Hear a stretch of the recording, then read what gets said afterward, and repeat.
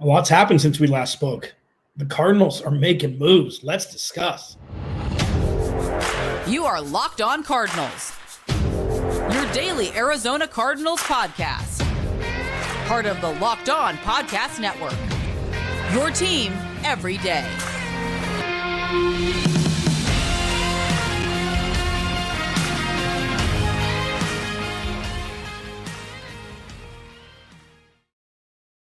Locked On Cardinals, Alex Clancy here. Follow me on Twitter at Locked On AZ Cards temporarily. Please go to the YouTube channel, search Locked On Arizona Cardinals. Hit that subscribe button, man.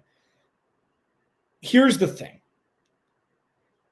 I've waited until today to have an all-encompassing podcast because I had two great guests on the last couple days that I had already recorded. I apologize ahead of time. I gave this disclaimer on Monday.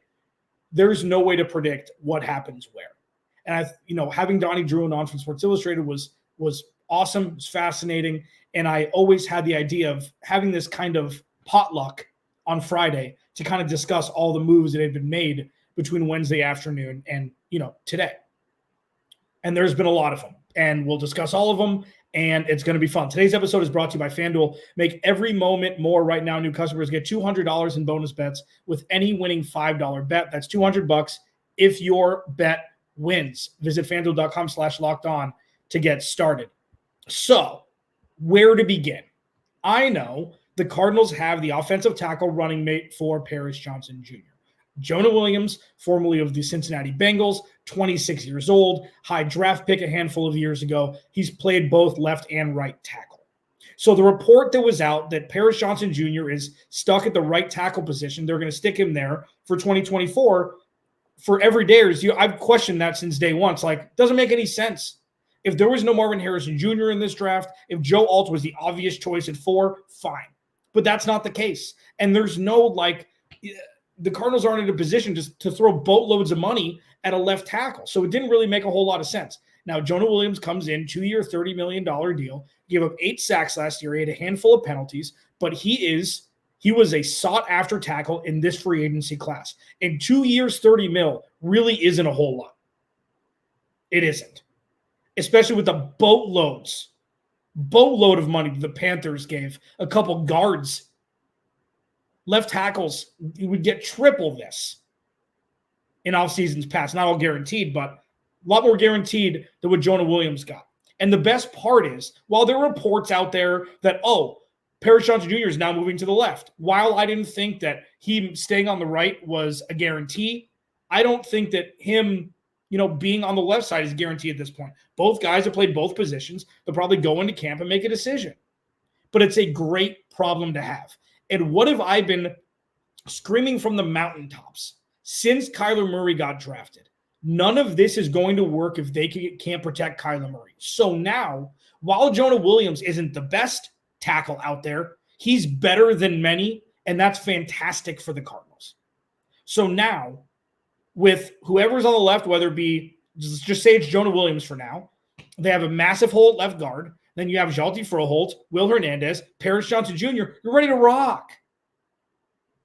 You're ready to rock. Team-friendly deal. You're seeing that all of these deals that Monti Ossenfort is signing are 3-year deals, but they're really 2-year deals. This one is a bona fide 2-year deal. And you know what? If it's great after 2 years, if it's great after next year, maybe they'll extend them. But these deals are team-friendly. The players get their guaranteed money up front, obviously.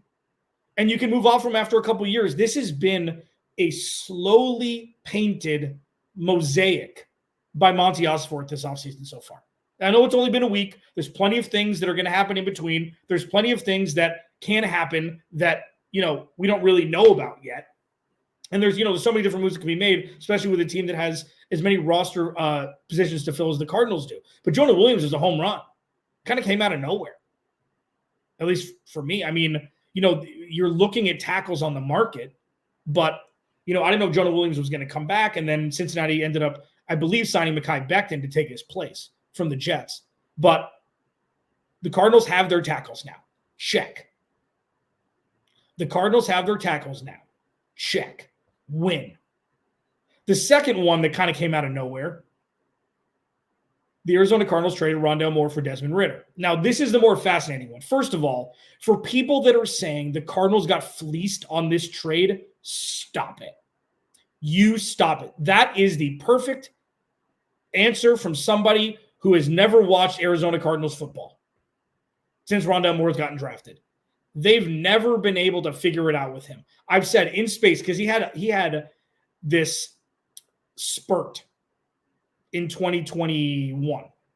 He had that long broken play touchdown catch against Minnesota in the first half where I think there was, 40 points scored in the first half of that game when Kyler Murray, did his quintessential Kyler Murray roll out to the left and throw off his back foot as he's fading out of bounds, like he did with the Hail Murray with DeAndre Hopkins against the Bills, the year before.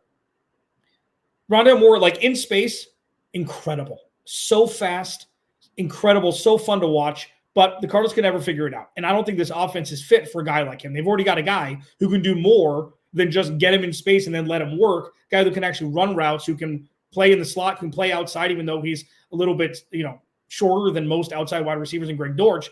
So you move on and you get a guy, a backup quarterback in Desmond Ridder. This is kind of a thing where it's like, it's intriguing, but Desmond Ridder wasn't great. And he wasn't terrible. I see him as, he's a Joshua Dobbs comp, right? Can run the ball, doesn't have a great arm, isn't incredibly accurate, but in a pinch, he's fine.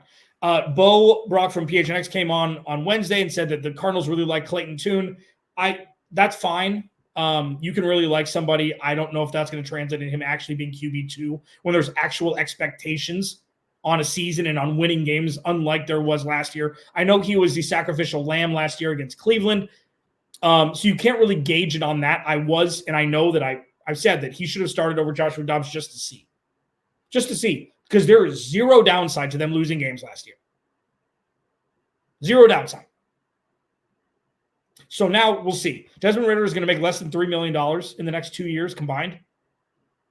Fine. He's a kid. He's young. They have 2 years of control. Maybe in this system, and this was the fascinating part for me. If Drew Petzing can do this with Joshua Dobbs, why couldn't he do it with Desmond Ridder? Desmond Ridder was one of the more electric players in Cincinnati in college. So if you want to run kind of a Tim Tebow offense with him there, you've got the blocking scheme now. You've got the offensive line. You've got Trey McBride. You've got Hodgins. You've got Swain if they bring both those guys back, which I think they will. I think Hodgins is still under contract. Why not run the ball 30 times if Kyler Murray misses time? You're not going to be doing it all year, but Desmond Ridder has shown that he can run the ball. And if you have design runs, look at what Drew Petzing did with the team they had last year before Kyler Murray came back. You have him and James Conner. Like, it could be a lot worse. And zero impact on the cap, zero impact. Even if they cut him, who cares? But it's worth a shot. And Rondale Moore was falling out of favor and would not have been an Arizona Cardinal next year anyways. Next year, 2025 anyways. So people that think that Rondale Moore is just going to be this plug-and-play guy who's going to play all 17 games and, catch 80 balls for 1,000, it's just, okay. All right. Maybe. It wasn't here. And that was a cool move. I think it was just fun. It's like, okay, Monty's. These are like, I said this earlier in the week. All of us, media members and fans, you alike, need to rewire our brains to think in a more rational way as pertaining to approaching building out a roster. Because Monti Ossenfort is doing things incredibly differently than Steve Keim did. This has been, I said this, I think it was the Cowboys game. When the Cardinals beat the Cowboys, I'm like, this is the most fun I've ever had, covering this team, doing this podcast. That game.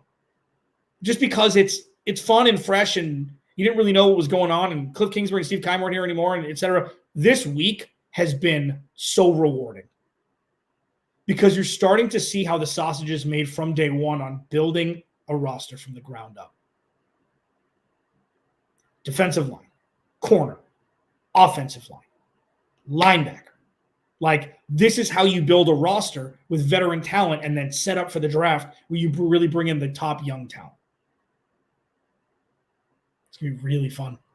It's only going to get better. Locked On Cardinals, your team every day. Minnesota traded up to the 23 pick with Houston.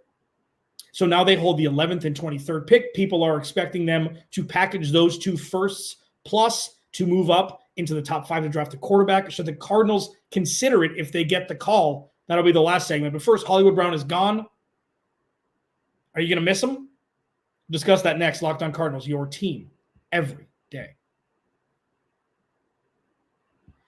This episode of Locked On Cardinals is brought to you by Robinhood. Did you know that even if you have a 401k for retirement, you can still have an IRA? Robinhood is the only IRA that gives you a 3% boost on every dollar you contribute when you subscribe to Robinhood Gold. But get this, now through April 30th, Robinhood is even boosting every single dollar you transfer in from other retirement accounts with a 3% match. That's right, no cap on the 3% match. Robinhood Gold gets you the most for your retirement thanks to their IRA with a 3% match. This offer is good through April 30th. Get started at Robinhood.com/boost. Subscription fees apply. And now for some legal info. Claim as of Q1 2024, validated by Radius Global Market Research. Investing involves risk, including loss. Limitations apply to IRAs and 401ks. 3% match requires Robinhood Gold for 1 year from the date of first 3% match. Must keep Robinhood IRA for 5 years. 3% matching on transfers is subject to specific terms and conditions. Robinhood IRA available to U.S. customers in good standing. Robinhood Financial, LLC, member SIPC, is a registered broker dealer.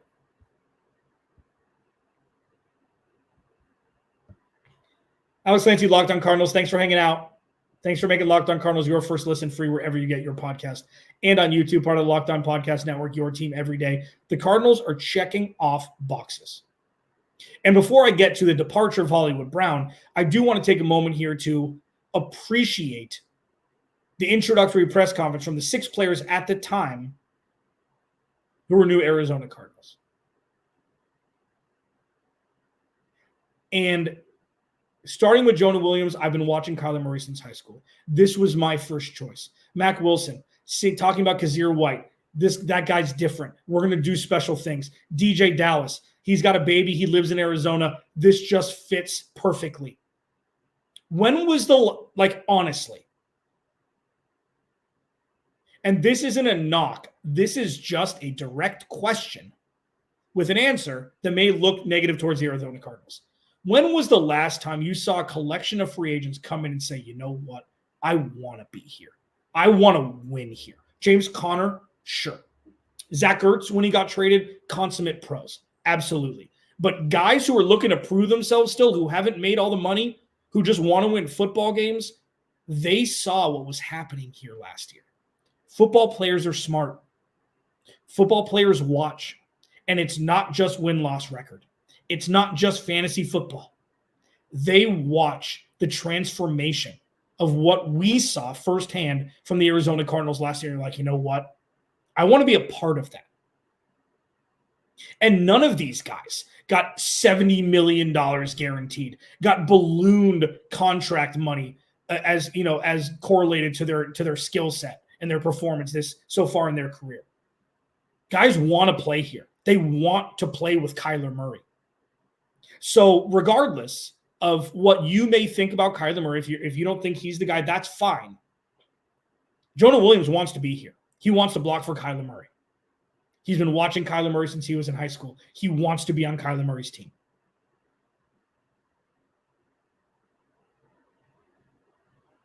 While these things sound, it's political. Obviously, they say that because they got the most money offered to them. Maybe coincidental, maybe circumstantial. Jonah Williams said this was his first choice to come play here. When looking at the Cardinals, when looking at free agency, you cannot compare the Cardinals, story arc, their character arc to any other organization because it doesn't matter. It doesn't matter what other organizations do. You're comparing the Arizona Cardinals now to the Arizona Cardinals of the past. And this feels different. The sexiness doesn't happen in free agency a lot of the time. The sexiness happens in the draft. And all the Cardinals are doing through one full week of free agency is leveling up, adding talent, and positioning themselves to knock the draft out of the park. They're not done, but they're a much better team now than they were at the start of the legal tampering stage. Not with top-tier talent, but keep in mind, again, the Cardinals comparing themselves to themselves. Look at what it's been like for the last handful of years.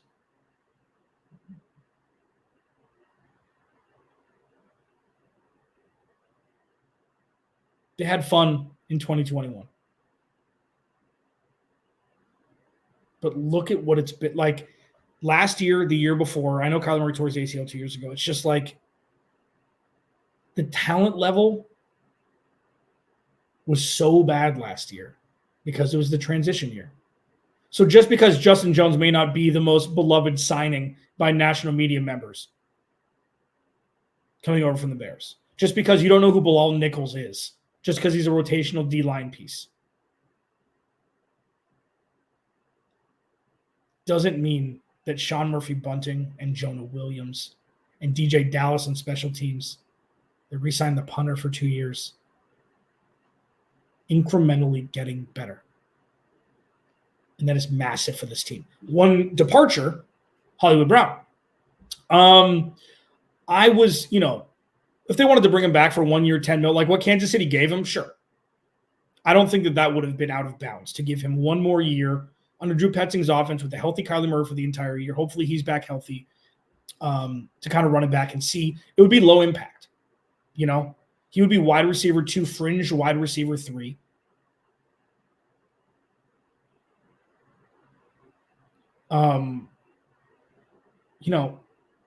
But that was it.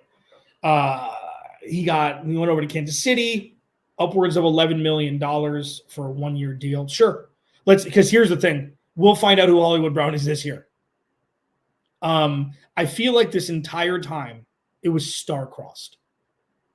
My biggest fear realized going into the 2022 season was that DeAndre Hopkins and Hollywood Brown would not play meaningful snaps together. Hollywood Brown gets hurt in week 6. The last week that DeAndre Hopkins is out do his PED suspension. They high-five, tag team.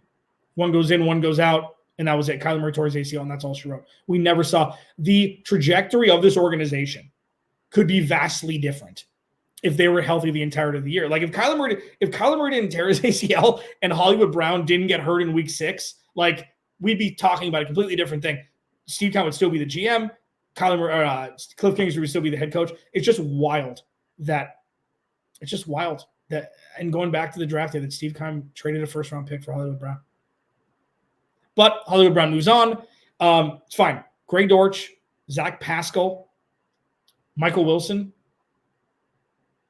the Moore kid out of Tennessee who they just signed, who's a big receiver, 6'1", plays outside, makes some circus catches.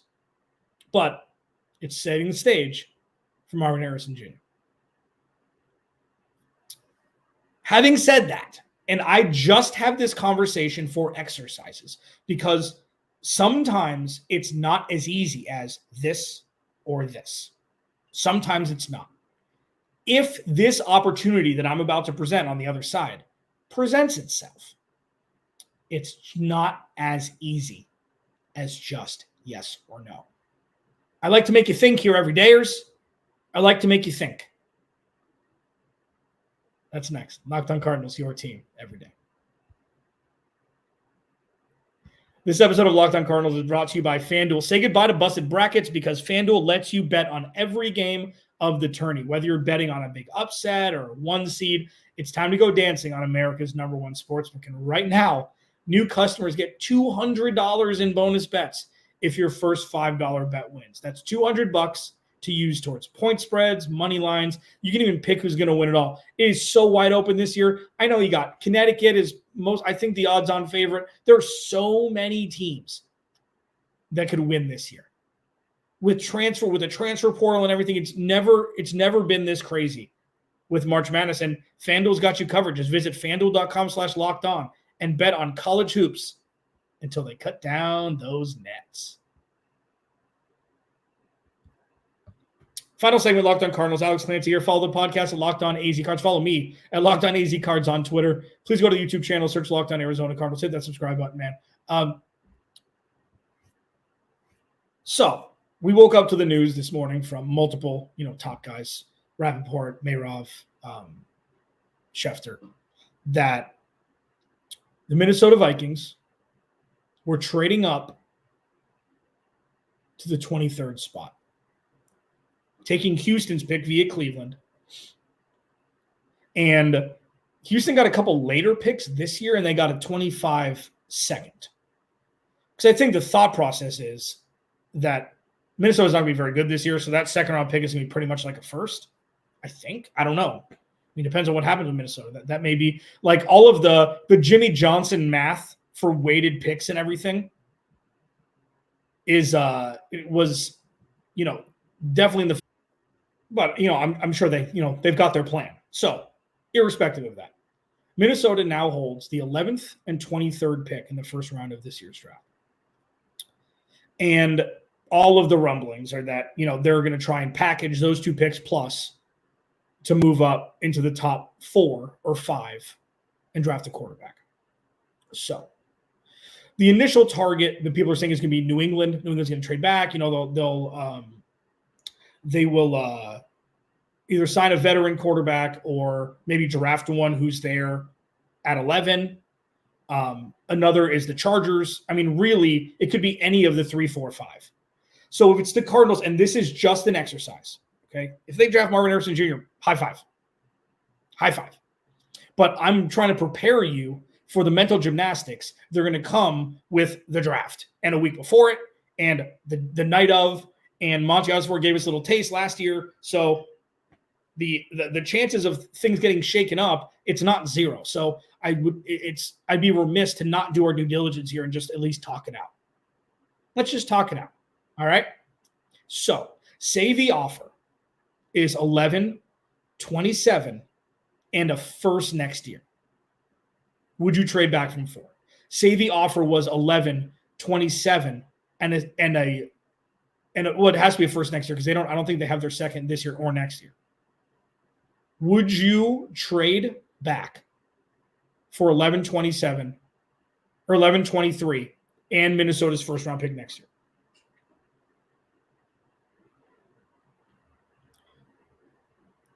The side against trading back. It's Marvin Harrison Jr., plug and play every wide receiver one, hopefully for the next decade. Very simple. Very simple.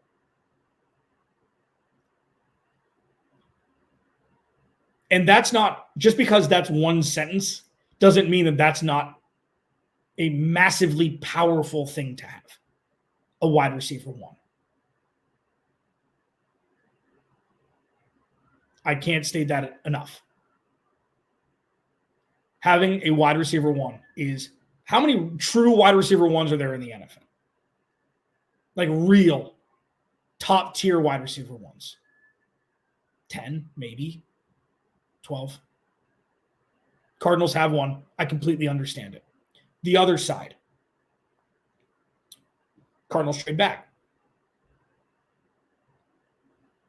If that's the case, that means that Marvin Harrison Jr. will go to the Chargers at 5. Okay. All that needs to happen after that, 6 through 10, 5 picks, is that both Malik Neighbors and Rome Odunze don't go, and the Cardinals get a wide receiver at 11. The Cardinals have so many needs, and this first round in 2024 is so deep. It's so deep that if they draft 11, 23, and 27, you could get a top 2 pass rusher, the top corner, and a wide receiver at 27. Like that I understand not getting Marvin Harrison Jr. I understand that since the beginning of last year in week 1, people were like, Marvin Harrison Jr. or bust. I will hear nothing else. That's what it is. If it isn't, it's a failure. It's closed-minded is what it is. It's closed-minded. And me, host of Locked On Cardinals, I implore people just to think for themselves, just to think. I'm not saying you have to think the way I do, but it's like, oh no, Marvin Harrison Jr. got to be Marvin Jr. Pick a play. Blah, blah, blah. It's a very burned by Steve Keim and his inability to draft way of thinking, which I understand. It makes sense. And if you get offered 2 first-round picks this year and a first-round pick next year, it's borderline institutional failure not to take it, regardless of who's it for. It is. Now, bird in the hand, 2 in the bush, get it. A lot of first-round picks are bust, get it. 100% I understand that. But this conversation is going to intensify. You and I will be talking about this a lot between now and the end of April when the draft is. Mid-end of April. We're going to be talking about this a lot. So this is just a little appy. It's a little mozzarella sticks, a little potato skits, little chicken wings of this conversation. I just mentioned all of TGI Friday's menu. That's wild. So I know that sticking and picking at 4 would be a great choice and the right choice. And trading back for 3 first-round picks would be the right choice and a great choice also. What do you want the future of your organization to be?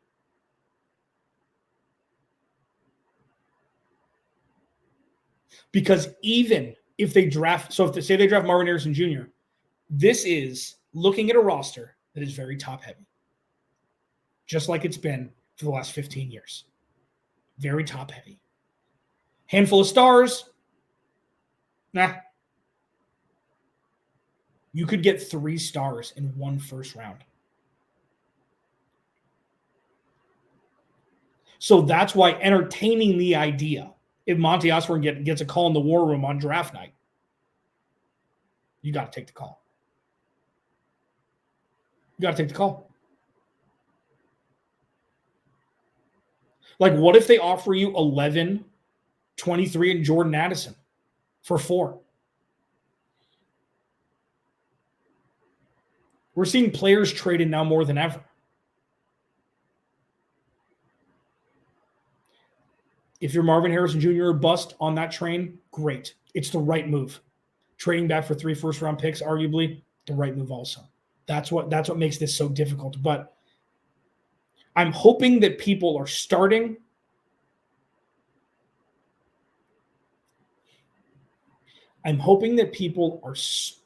to believe in Monti Ossenfort a little bit more on autopilot than before.